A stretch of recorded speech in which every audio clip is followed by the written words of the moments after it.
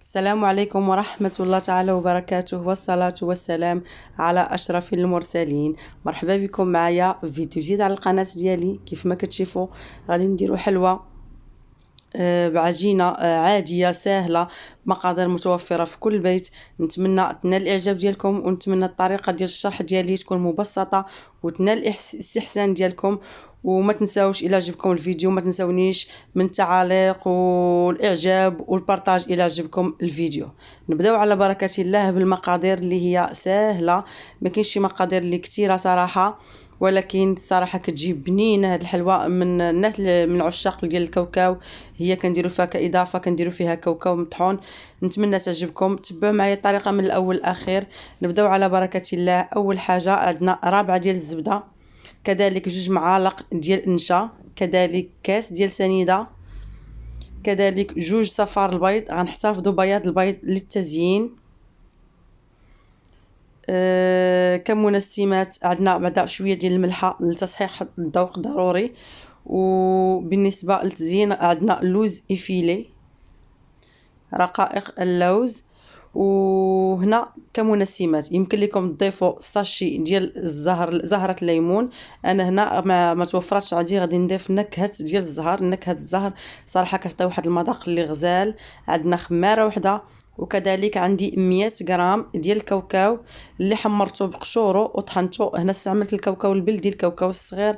100 غرام تقريبا كاس ديال العنبه. كيف ما كتشوفوا غنبداو على بركه الله. بالنسبه لرقائق اللوز غنخليوها حتى الاخير باش غادي نستعملوها في التزيين. بالنسبه للزبده هنا استعمل الزبده ديال البواطه. يمكن لكم تستعملوا الزبده العاديه، ديال العاديه، او لا تستعملوا الزبده المارغرين. بالنسبه ليا كتجيني هاد الزبده هذه ديال البواطه، كتعطي واحد المذاق اللي زوين. كيف ما كتشوفوا عندنا رابعه ديال الزبده غادي نخلطوها مع 2 معالق ديال النشا، كذلك كاس ديال سنيده، و2 صفار ديال البيض. نعاود معكم المقادير للتذكير: 2 صفار البيض،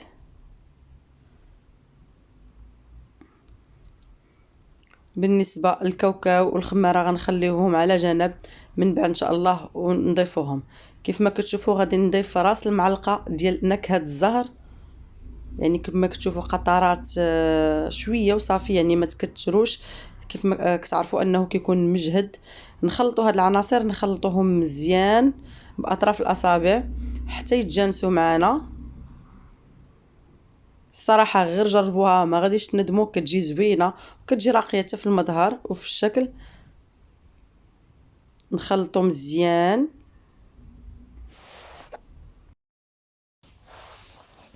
من بعد ما نحصل على عجين لين متجانس، نتاكدوا ان حبيبات سنيده ما بقيناش كنحسوا بهم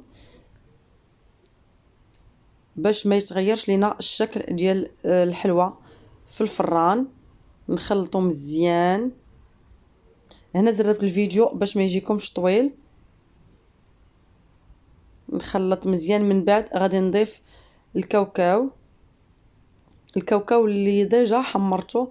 انا حمرته في مقله، يعني جبت الكاوكاو البلدي الرقيق، حمرته غير في المقله بالقشور ديالو، مسحته بطبيعه الحال وحمرته بالقشور ديالو. ومن بعد طحنته مزيان. حاولوا انه يكون مطحون مزيان باش ما يقطعش لنا العجين ملي نبغيو نشكلوه. نخلط مزيان بحيث انني نتاكد انه ما بقاوش حبيبات ديال الكاوكاو. خاصنا نحصلوا على خليط متجانس لين. ومن بعد غنبداو نضيفوا في الدقيق شويه بشويه، بطبيعه الحال الدقيق المغربل وخماره. بالنسبه للدقيق هنا دخلت معايا تقريبا 600 غرام ديال الدقيق. انا عبرتها قبل وغربلتها وحطيتها في داك الاناء وبديت كنضيف شويه بشويه. كذلك غادي نضيف الخماره ونبدا نجمع في العجين خصو يكون لين، يعني ما يكونش قاصح وما يكونش جاري، ما يكونش مرخوف عفوا. خاصو يكون ما بين وبين، يعني الجهد اللي غادي تشكل لنا تقريبا بحال العجين ديال الصابلي. يعني تحطوا حداكم 600 غرام وتبداو تضيفوا شويه بشويه. يقدر يكون شويه اكثر ولا يقدر يكون شويه قل على حساب المقادير والمكونات اللي عندك. غنضيف الدقيق حتى تجمع معنا العجين. من بعد ما اجمعتها كيف ما كتشوفوا غادي نقسمها الى كويرات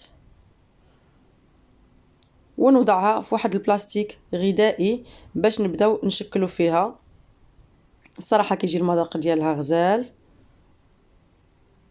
بالنسبه للتشكيل تماما نفس الطريقه ديال التشكيل ديال الصابله. غتجيبوا ورق اللاطه. انا هنا خدمت بالبلاستيك الغذائي علاش؟ حيت الورق اللاطه ما كيعطينيش الطوع في الخدمه. كنفضل ما عرفتش كنفضل انني نخدم بالبلاستيك الغذائي، كيجيني اسهل وكيجيني عملي اكثر من الورق. غادي نبداو نورقوا كيف ما كتشوفوا جوج ديال البلاستيك غذائي اللي يكون نقي، كنحلوه وكنوضعوا كويره ديال العجين في الوسط ونبداو نورقوا فيها بالمدلك.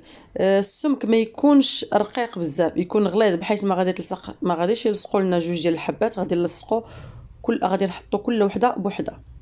كيف ما كتشوفوا السمك يعني زائد شويه غادي يخمر شويه في الفران، هذاك هو الجهد. بالنسبه للتشكيل هنا غتاخدي المرشم اللي عندك، يا دائري يا هلال يا اللي بغيتي. بالنسبه للناس اللي ما متوفرش عندهم المرشم كذلك بامكانهم يستعملوا غير الكاس كيف ما كتشوفوا بهذه الطريقه. يعني كتشدي الكاس عرفتي توضعيه بطبيعه الحال في شويه ديال الدقيق وتبداي تشكلي